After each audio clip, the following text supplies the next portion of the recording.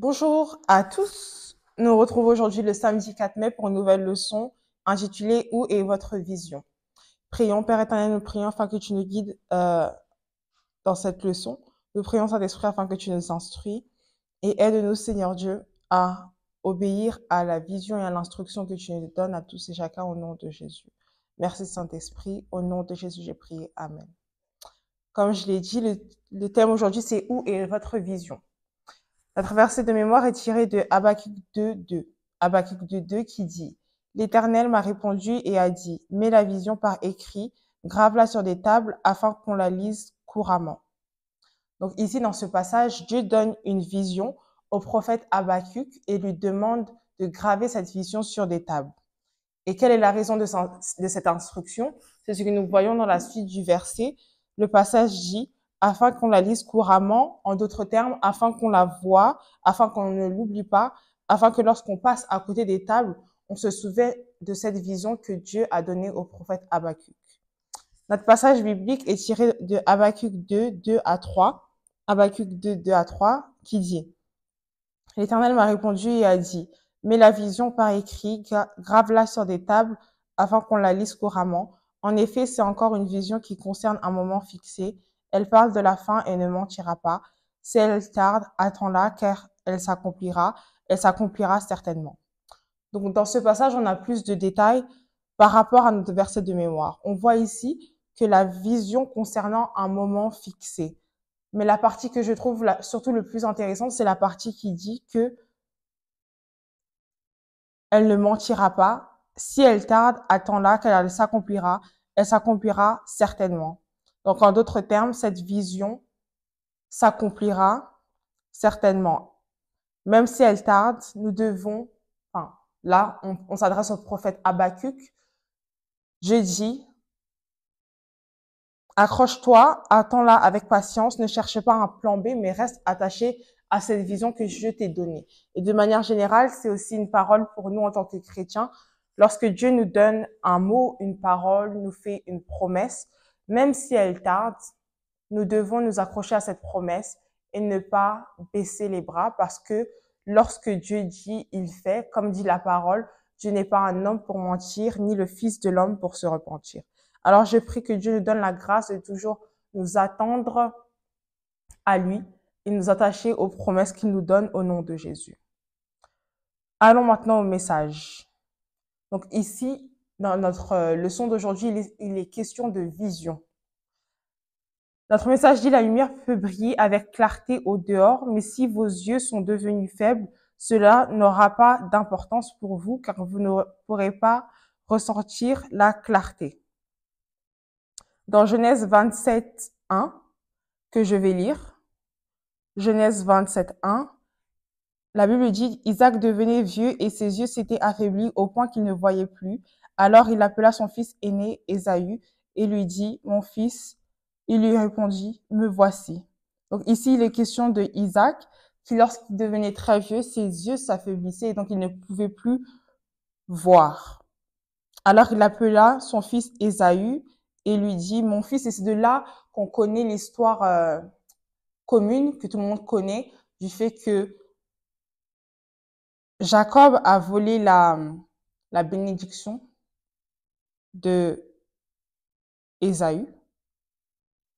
Et ça, c'est dû au fait que Isaac ne voyait plus. S'il voyait, il aurait pu faire la différence entre ses fils. Mais parce qu'il ne voyait plus, il n'a pas su faire la différence entre ses fils. Et c'est de là que le fils cadet a volé la bénédiction du fils aîné.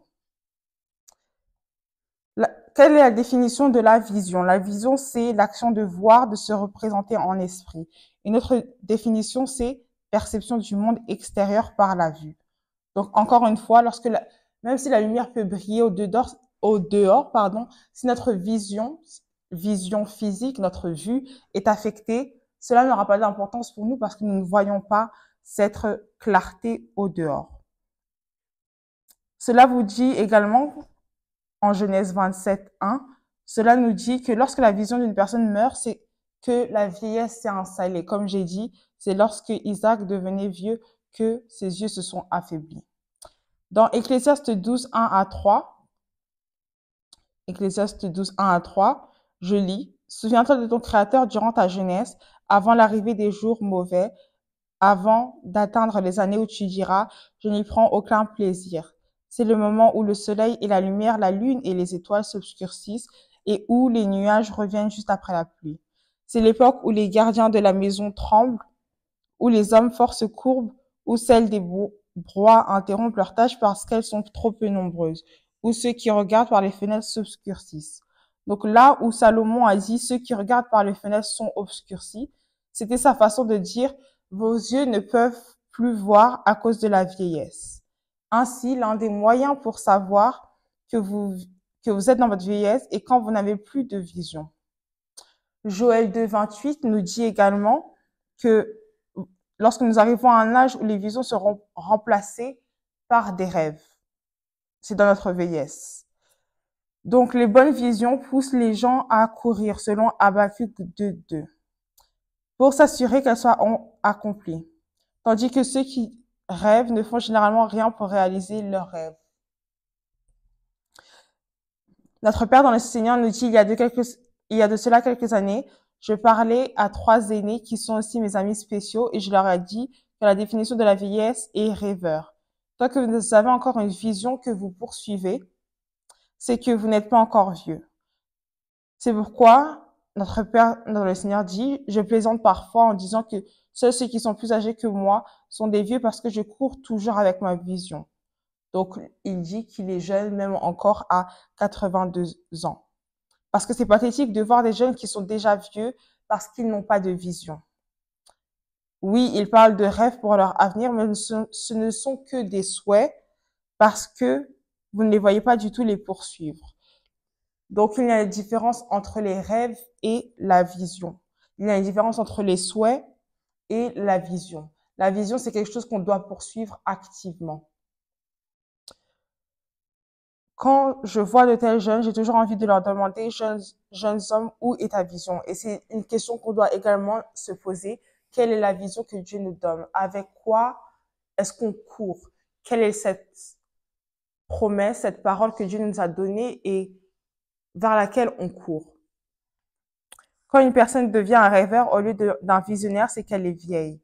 La journée d'une telle personne, c'est-à-dire le temps qu'elle doit passer sur la terre, est presque terminée. La parole de Dieu dit en Proverbe 29, 18, « Quand il n'y a point de vision, le peuple est sans frein, mais bienheureux celui qui garde la loi. » En d'autres termes, lorsque la vision d'une personne a disparu, c'est que la personne est sur le point de sortir de scène. Que ce soit pas notre cas au nom de Jésus. Je crois que Dieu parle à un lecteur spécifique de ce guide. Vous avez eu de grandes visions, mais maintenant vous les avez oubliées. Alors, le message aujourd'hui, c'est de se réveiller et de courir avec la vision que Dieu nous donne. Que Dieu nous aide au nom de Jésus et on se retrouve bientôt pour une nouvelle leçon. Que Dieu vous bénisse.